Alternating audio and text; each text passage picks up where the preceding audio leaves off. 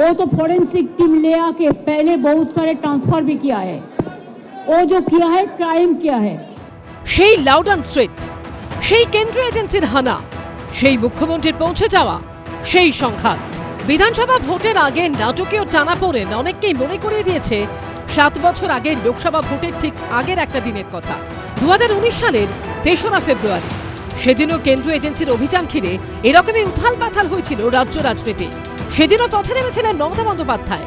বৃহস্পতিবার সকালে ইডি অফিসাররা তল্লাশি চালাতে পৌঁছন 7 নম্বর লাউডন স্ট্রিটে তৃণমূলের ভোট কৌশলী সংস্থা আইপ্যাকের কর্ণধার প্রতীক জৈনের বাড়িতে।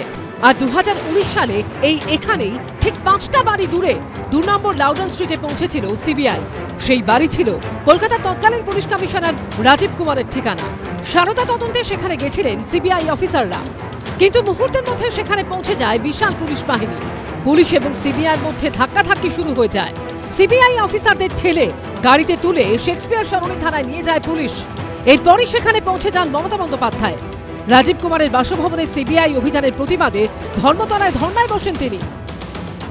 ইলেকশনের আগে সবাইকে জব্দ করবার জন্য, সবাইকে স্তব্ধ করবার জন্য এই কনস্পিরেসি তা মানা যায় না। গণতন্ত্রকে রক্ষা করবার দাবিতে, সংবিধানকে রক্ষা করার দাবিতে বাবা সাহেব আম্বেদকরের আমি এখন থেকে আমি যাচ্ছি, আমি ধর্নায় বসবো। 7 বছর পর বিধানসভা ভোটের ঠিক আগে আইপ্যাক কর্ণধারের বাড়িতে ইডির তল্লাশি এবং মমতা বন্দ্যোপাধ্যায় সেখানে পৌঁছে যাওয়ায় ফিরল সেই ছবি। প্রত্যাশিতভাবে এই নিয়ে কটাক্ষ ছুড়ে দিতে ছাড়েনি বিরোধীরা।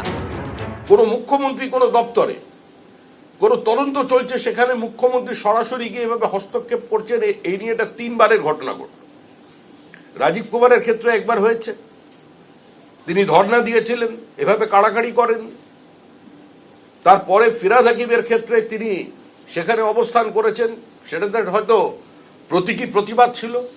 কিন্তু আজকে রাজ্যের মুখ্যমন্ত্রী যেভাবে একটি অফিসের মধ্যে ঢুকে গিয়ে সেটাকে দলীয় কার্যালয় হিসেবে স্থির করে দিলেন, তাহলে তৃণমূল মানে কি? এটা কি রাজনৈতিক দল? তৃণমূলের মন্ত্রীদের যখন ডেকেছে ইডি, তখন কিন্তু মুখ্যমন্ত্রী কিচ্ছু বলেননি। তখন কিন্তু মুখ্যমন্ত্রী চুপ, তখন তো সামনে গিয়ে দাঁড়াননি, ছিনতাই করে নিয়ে আসেননি। বোঝা গেল মুখ্যমন্ত্রীর কাছে তার দলের নেতা অথবা মন্ত্রীদের চাইতে অনেক বেশি গুরুত্ব রাজীব কুমার কিংবা ভাইপো কিংবা প্রতীক জৈনদের প্রাণ ভোমরা মুখ্যমন্ত্রীর এখানে লুকিয়ে আছে। এই নিয়ে পাল্টা মুখ খুলেছে তৃণমূলও। মমতা বন্দ্যোপাধ্যায় লড়াই, সহকর্মী, গণ আন্দোলনের মধ্যে থেকে উঠে আসা।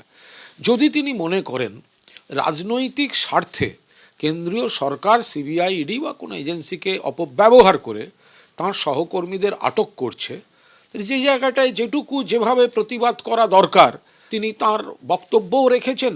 তিনি কোন স্টেপ নিয়েছেন, কেন নিয়েছেন, একদম বুক চিতিয়ে নিজেই সেটা সকলকে তো বলেছেন। বৃহস্পতিবার ইডি অফিসাররা আইপ্যাকের অফিস থেকে বেরোনোর সময় গাড়ি ঘিরে বিক্ষোভ দেখান তৃণমূল কর্মীরা। পার্থপ্রতিম ঘোষ, শিবাশিস মৌলিক ও কৃষ্ণেন্দ্র অধিকারী রিপোর্ট, এবিপি আনন্দ। এবিপি আনন্দ, এগিয়ে থাকে, এগিয়ে রাখে।